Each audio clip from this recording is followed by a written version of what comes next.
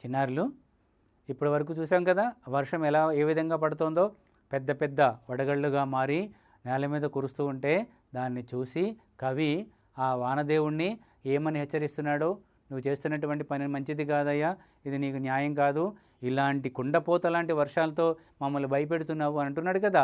ఇంకా ఏమన్నాడంటే, నేలపై మోపిన కాలు చురుక్కున బొబ్బలెక్కెడి దినమ్ములు గతించే.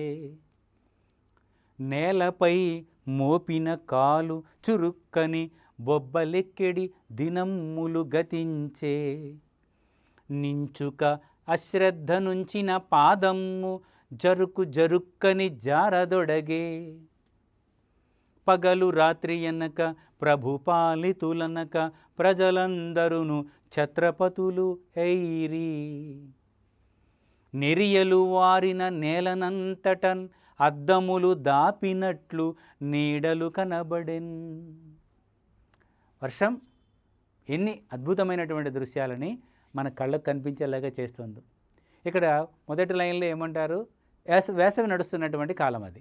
వేసవి కాలంలో ఉన్నటువంటి పరిస్థితులు ఎలాంటి భయంకరమైనటువంటి స్థితిని కలగజేశాయో చెప్తున్నారు మొదటి లైన్లో. చూడండి, నేలపై మోపిన కాలు చురుక్కున బొబ్బలిక్కెడి.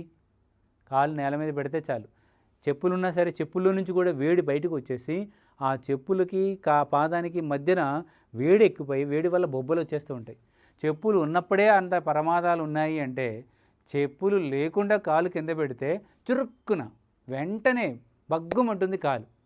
అంతే, దానిపైన నిప్పు కణిక పెట్టినట్టు ఇంత బొబ్బలు వచ్చేస్తాయి కాళ్ళు. చెప్పులు లేకుండా అసలు వెళ్ళడమే చాలా ప్రమాదం కదా. చెప్పులు ఉన్నప్పుడు కూడా పైన ఉన్నటువంటి చర్మం కూడా కమిలిపోతుంటుంది. ఎండ వేడికి వడగాలికి ఒళ్ళంతా కమిలిపోతుంది, మనుషులు నల్లగా అయిపోతారు కదా. చెట్లు పశువులు అన్నీ ఎండిపోతాయి పాపం. ఎంతటి దుర్భరమైనటువంటి స్థితిలో కాలు నేల మీద పెడితే చాలు చురుక్కున బొబ్బలెక్కేటువంటి ఆ పరిస్థితి, ఆ దినములు, ఆ రోజులు గతించే. వెళ్ళిపోయింది, వేసవి కాలం వెళ్ళిపోయింది. అమ్మయ్య, నేలపై కాలు మోపిన చురుక్కని బొబ్బలెక్కేడి దినమ్ములు గతించే. ఆ రోజులు గతించాయి, వెళ్ళిపోయాయి. ఇక ఇంచుక అశ్రద్ధ నుంచిన. ఇప్పుడు ఏ కాలం వచ్చింది? వర్షాకాలం వచ్చింది. ఈ వర్షాకాలంలో కాలు నేల మీద పెట్టినా మళ్ళీ ప్రమాదం వస్తుంది. వేసవి కాలంలో కాలు నేల మీద పెడితే బొబ్బలు వచ్చినాయి. ఈ కాలం వచ్చిన తర్వాత వర్షాకాలంలో కాలు నేల మీద పెట్టినా కానీ ప్రమాదం వస్తుంది. ఈ ప్రమాదం ఎట్లాంటిదట? ఇంచుక అశ్రద్ధ నుంచిన. ఏమాత్రం అశ్రద్ధగా కాలు పెట్టేటప్పుడు సరిగ్గా చూసుకోకపోయినా పాదమ్ము జరుకు జరుకుమని జారదొడగే. కాలు ఏమవుతుంది? నేల తడిసిపోయి ఉంటుందిగా వర్షానికి. మట్టి నేలలన్నీ కూడా వర్షాలకు తడిసి జారుతూ ఉంటాయి.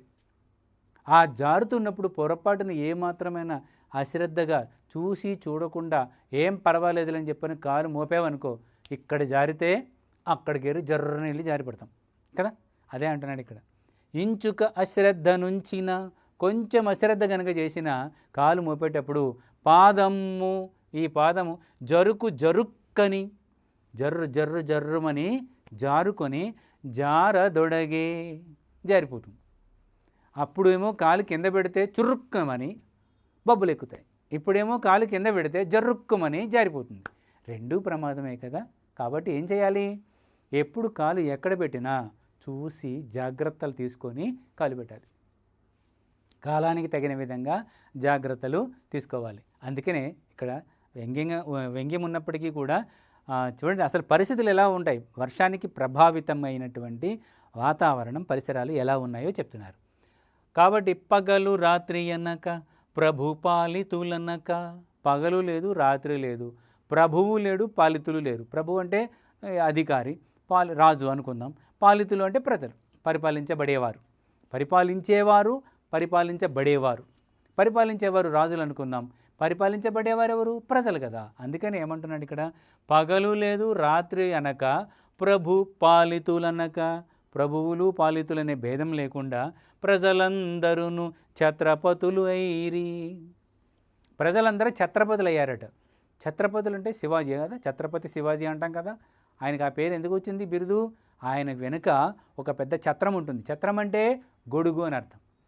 ఆ గొడుగు వల్ల ఏం కలుగుతుంది, ప్రయోజనం అట? ఛత్రం ఎవరికైతే ఉంటుందో వాడు గొప్ప మహారాజు, గొప్ప పరాక్రమవంతుడు, గొప్ప వీరుడు అని అర్థం. అందుకని శివాజీకి నెత్తిపైన ఓ పెద్ద ఛత్రాన్ని ఏర్పాటు చేశారు ఆనాడు గురువులు.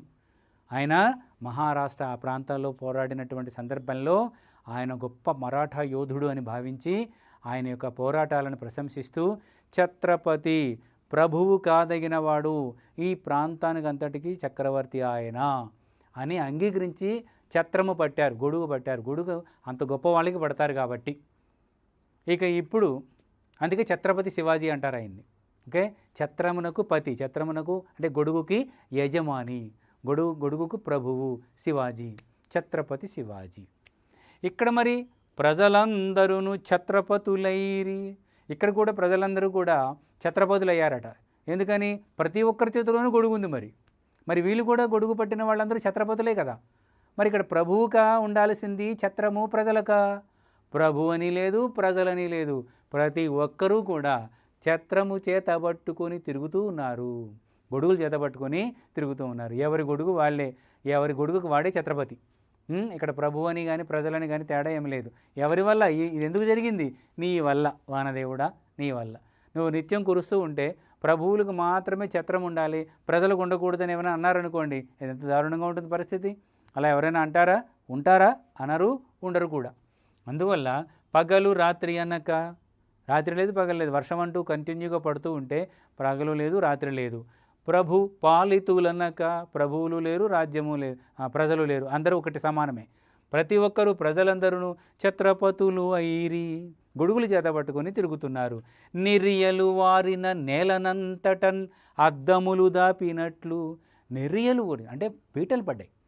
ఎండలకు అప్పటి వరకు బీటలు పడినటువంటి ఆ నేల వర్షానికి ఒక్కసారిగా క్రమంగా ముద్దగా మారుతూ ఆ బీటల్లోనికి నీళ్లు జారి క్రమక్రమంగా మట్టి మొత్తం కరిగి అది చదునుగా అయిపోయి దానిపైన నీరు చేరుకొని మొత్తం ఎటు చూసినా సరే నీటి అద్దములు దాపినట్లుగా కనబడుతోంది.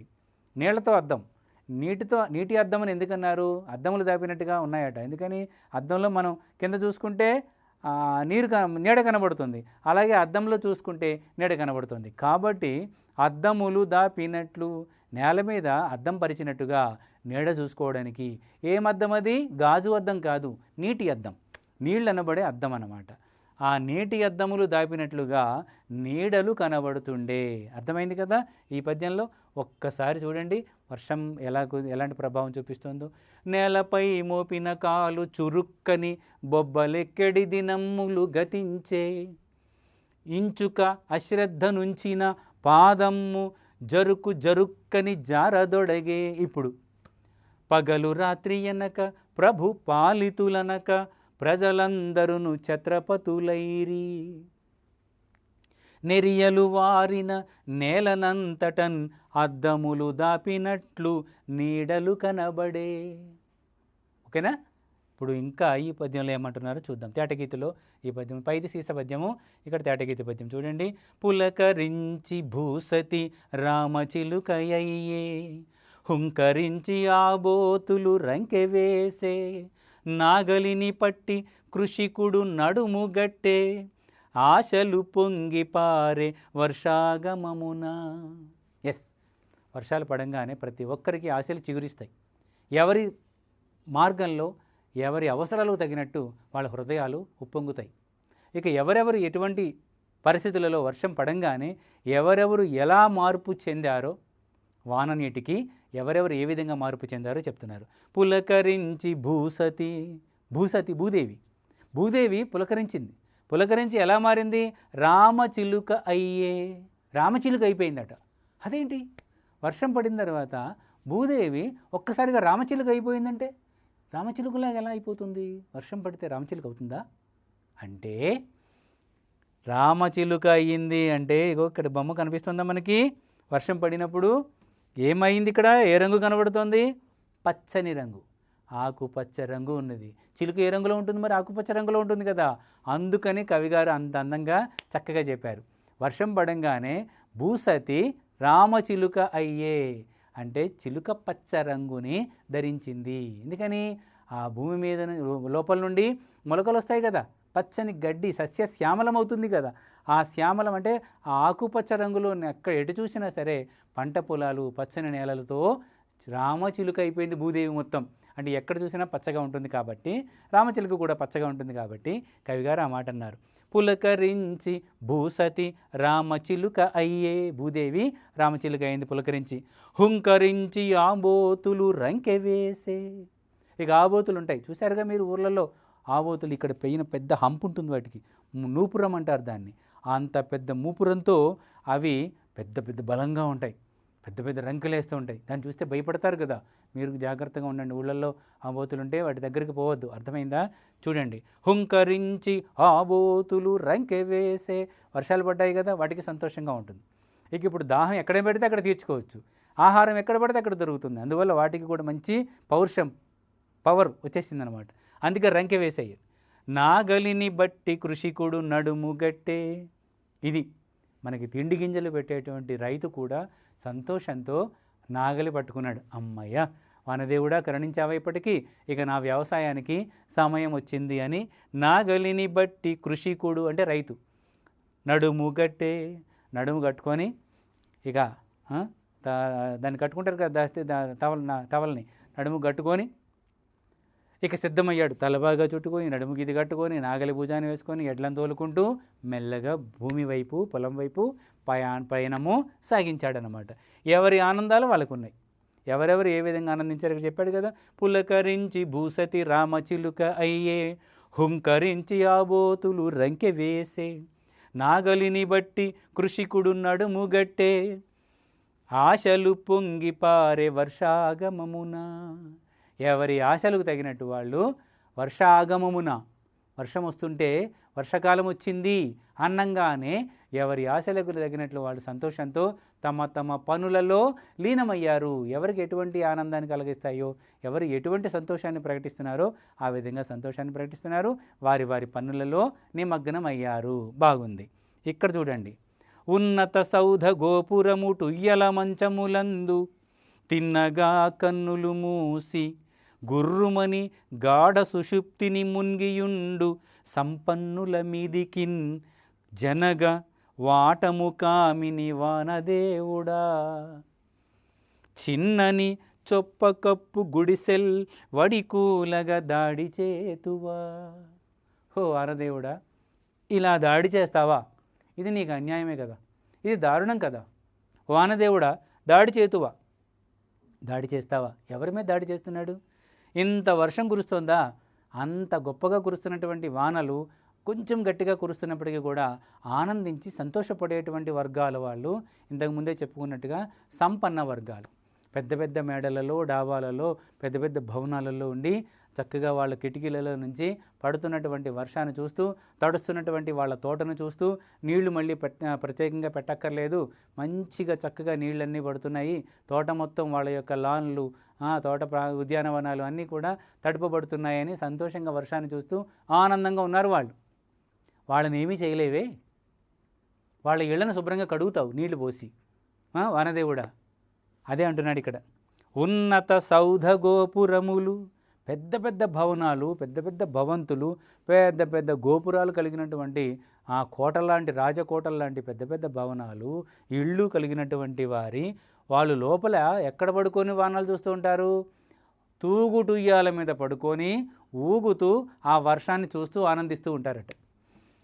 ఉన్నత సౌధ గోపురపు ఉయ్యల మంచములందు, ఉయ్యల మంచాల మీద పడుకొని తిన్నగా కన్నులు మూసి గుర్రుమని గాఢ సుషుప్తిని మునిగియుండు. వాళ్ళకి ఏం బాధ లేదు, భయంకరమైన వర్షం కురుస్తున్నప్పటికీ కూడా ఉయ్యల మంచం మీద పడుకొని కళ్ళు మూసుకొని దీర్ఘమైనటువంటి హాయిగా సంతోషంగా నిద్రపోతూ ఉంటారు, గాఢ నిద్రపోతూ ఉంటారు. బయట భయంకరమైన ఉరుములు, పిడుగులు, వరదలు, వర్షాలు ఏం కురిసినా సరే వాళ్ళకి భయం లేదు. మామూలు వర్షమైనా ఒకటే, వరదైనా ఒకటే వాళ్ళకి. ఎందుకంటే వాళ్ళ లోపలికి వానదేవుడా నువ్వు వెళ్ళలేవు కదా, వాళ్ళని ఏమీ టచ్ చేయలేవు నువ్వు. ఎందుకని? వాళ్ళు బాగా ధనవంతులు, కోటగోడలలో ఉంటారు కాబట్టి. హాయిగా మునిగి ఉండేటువంటి సంపన్నుల మీదికించనగా, అంత ధనవంతులైనటువంటి వారి మీదకు వెళ్ళడానికి వాటము కామిని వానదేవుడా, నీకు శక్తి లేదయ్యా, నీకు భయం.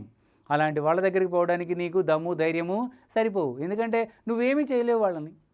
ఎక్కడ హాయిగా వాళ్ళు లోపల మంచాల మీద హాయిగా పడుకొని తూగుటుయ్యాల మీద పడుకొని ఊగుతూ సంతోషంగా ఉంటారు. నువ్వు వాళ్ళని ఏమీ చేయలేవు. కానీ ఎవరి మీదకి దాడి చేస్తున్నావు నువ్వు? చిన్నని చొప్పకప్పు గుడిసెల్పడి కూలగా దాడి చేతువా. చిన్న చిన్న నార గడ్డితో నేసుకున్నటువంటి చిన్న చిన్న గోపురాల్లాగా కట్టుకొని గుడిసెల్లాగా వేసుకొని వాటిని గట్టిగా కట్టుకొని ఏదో ఉన్నాం పర్వాలేదు అనిపించేటువంటి గుడిసెలలో బ్రతికేటువంటి సాధారణమైన వాళ్ళు ఉన్నారే, వాళ్ళ మీద వడి కూలగా దాడి చేస్తావు. ఆ గుడిసెలతో సహా ఎగిరి అవతల పడతావు. నువ్వు ఇద్దరు కలిశారనుకో, గాలిదేవుడు వానదేవుడు మీ ఇద్దరు కలిశారనుకోండి, ఆ గుడిసెలన్నీ ఎగిరిపోతాయి. పాపం లోపల ఉన్నటువంటి చెంబు తప్పేలా బిందె బహుశానం అన్నీ తడిసి ముద్దయిపోతాయి. చిన్న చిన్న పిల్లలతో సహా మొత్తం అందరూ వానలో పడి తడిసిపోతూ ఉంటారు, చలికి గజగజ వణుకుతూ ఉంటారు. ఇదేనా నువ్వు చేసే దాడి? ఇదేనా న్యాయం అంటూ కవిగారు ఇంకా వానదేవుడు చేస్తున్నటువంటి ఈ ఘోరాలు ఇంకా ఎంత దారుణమైనటువంటి పరిస్థితులు పేదవారికి కలగజేస్తున్నాయో పక్క పేజీలో తెలియజేస్తూ ఉన్నారు. ఆ పేజీకి వెళ్ళే వరకు మీరు ఏం చేయాలి? జాగ్రత్తగా ఇంతవరకు జరిగినటువంటి ఈ పద్యాల్లో ఉన్నటువంటి భావాన్ని బాగా అభ్యసనం చేస్తూ ఉంటారు కదా. చెప్పినటువంటి ప్రతి పద్యంలో ఉన్నటువంటి భావాన్ని బాగా క్షుణ్ణంగా ప్రాక్టీస్ చేయాలి. ఓకేనా? మరి తర్వాతి పేజీకి వెళ్దామా?